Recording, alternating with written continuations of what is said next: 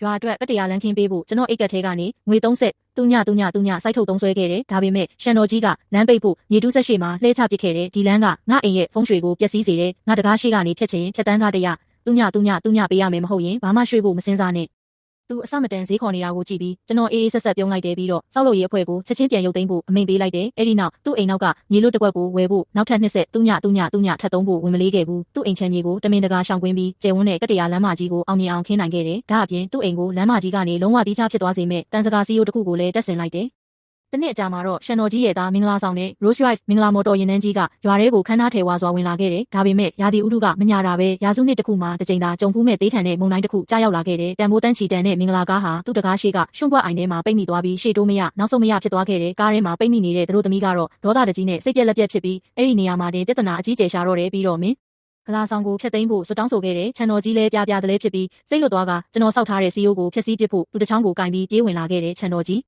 မဟာယူတေကစီးစိမ်ဥစ္စာတွေပေးသနာပါစေမင်းတကားရှိကဒီဘွက်အိုင်ကတကယ်ကိုကန်လက်တွေစီးစိမ်ရနေရပဲဒီနေ့ကမင်းမိသားစုရဲ့မင်္ဂလာနေ့ထူးနေ့မြတ်ပဲငါတကားဖွင့်ပေးဖို့မဝင်ရဲဘူးဖုံးရွှေကိုဖျက်ဆီးမိသွားရင်ခွင့်မလွတ်နိုင်စရာဖြစ်သွားလိမ့်မယ်လီလောင်ဝင်တို့အိမ်မှာကိစ္စအကြီးကျယ်ဖြစ်နေပြီးလုပ်ငန်းခွင်ကလုံးဝရက်တက်နေတယ်လီရဲ့ဇနီးကမြေတူးဆက်အောက်မှာလှဲချပြီးရွှွန့်တွေနဲ့ကစားနေတယ်ကဲလီလောင်ဝင်ကြီးရေရှင်းဖုံးမင်းနောက်ဆုံးတော့ပြန်လာပြီပေါ့မင်းကိုငါဘလောက်တောင်လွမ်းနေရလဲမတရားဘူးဒါကမြေတူးဆက်နဲ့လူကိုတိုက်တာပဲငါ့ကိုဖမ်းလို့မရသေးဘူးဟာလူတယောက်ကမြေတူးဆက်နဲ့လူတွေကိုတိုက်တက်ချင်နေတဲ့ရွာသားတွေကိုဒုက္ခပေးဖို့တတိတယောက်နဲ့ပေါင်းနေကြတယ်ချန်တခင်တကယ်ဆက်လုပ်လို့မရတော့ဘူးကျွန်တော်အခုတင်မြေတူးနေတာရုတ်တရက်သူအော်ဟစ်ပြီးကျွန်တော်စီပြေးဝင်လာတာကျွန်တော်ကိုဖိမိတော့မလို့ရင်ဘတ်သေးကနှလုံးသားတောင်ထွက်ကြမတက်ပဲရှန်ကွေလန်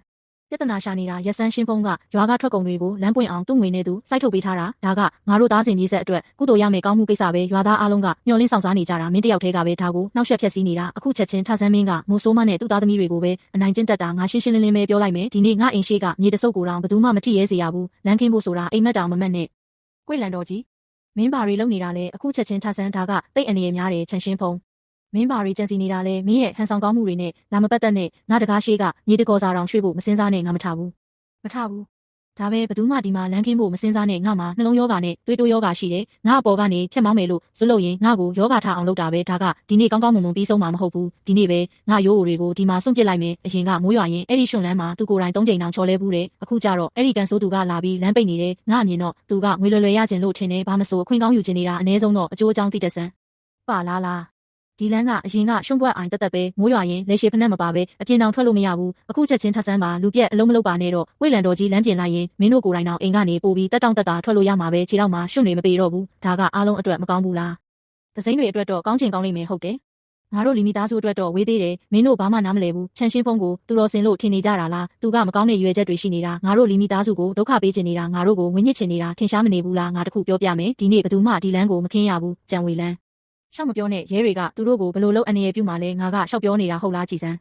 ဒီလန်းကငါအိမ်တကားတဲမှာရှိတာအရင်ကချိုင်းခွက်တွေနဲ့မြေလန်းပဲမိုးရွာတာနဲ့ရေတင်ကြံခဲ့တယ်မျက်မမြင်ပေးတင်ဆရာကပြောဘူးတယ်ဒါကိုခမ်းမရှိမှယေစုဝေးခြင်းလို့ခေါ်တယ်အဲ့ဒါကပြေဆုံးကြွယ်ဝခြင်းခွက်ပဲပြီးတော့ငါတို့လီမီသားစုအတွက်စီးစိမ်ဥစ္စာတွေကိုဆွဲဆောင်နိုင်တဲ့ချန်ရှင်းဖုံးကိုစိတ်ကျဉ်နဲ့အောင်လုပ်ပေးဖို့အတွက်နဲ့ဒီလန်းကိုစွတ်အတင်းညှိကျင်နေကြတယ်ဒီကွန်ကရစ်လန်းကိုခင်းပြီးသွားတာနဲ့မြေပြင်ကမြင့်တက်လာပြီးရေတင်တော့မှမဟုတ်ဘူးငါတို့မိသားစုရဲ့ကန်စားတာတွေအားလုံးကိုဒီကွကွန်ကရစ်လန်းကတဲဆောင်သွားလိမ့်မယ်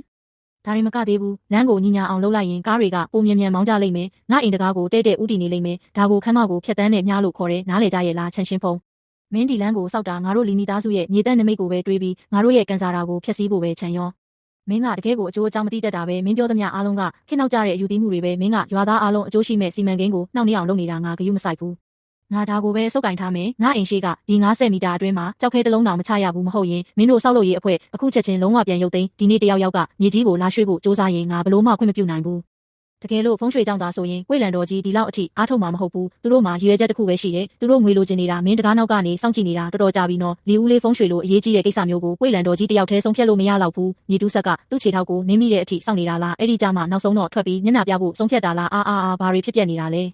ကွေ့လန်မင်းပါလို့ရေရွှွန့်တွေထဲမှာလှဲနေတာလဲအခုချက်ချင်းထဆန်းလီလောင်ဝမ်းမင်းလူသူရဲကောင်းကြီးနောက်ဆုံးတော့ထွက်လာဝင်ပြီပေါ့သူတို့ကငါအိမ်ရှိကမြေကိုစွတ်ထိပြီးငါတို့မိသားစုရဲ့ဖုံးရွှေကိုဖျက်ဆီးနေကြတာဘာတွေလျှောက်ပြောနေတာလဲရဲတွေကရွာအတွက်လမ်းခင်းပေးနေတာအဲ့ဒါကကောင်းမှုကိစ္စလုပ်ပြီးကုသိုလ်ယူနေတာမင်းဘာတွေလုပ်နေတာလဲကုန်းချောစကားတွေမပြောနဲ့အခုချက်ချင်းအိမ်ပြန်ဆန်းငါသိရင်တောင်ပြန်ဘူးမပြန်ဘူးရှင်းဖုံး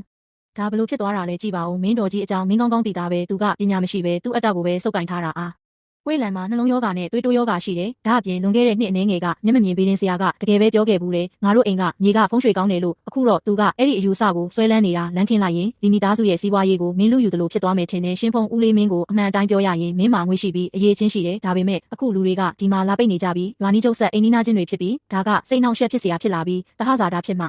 ကိုကိုပျက်စီးစေတယ်အဲ့ဒါဆိုလီဦးလေးဘာကိုဆိုလိုချင်တာလဲ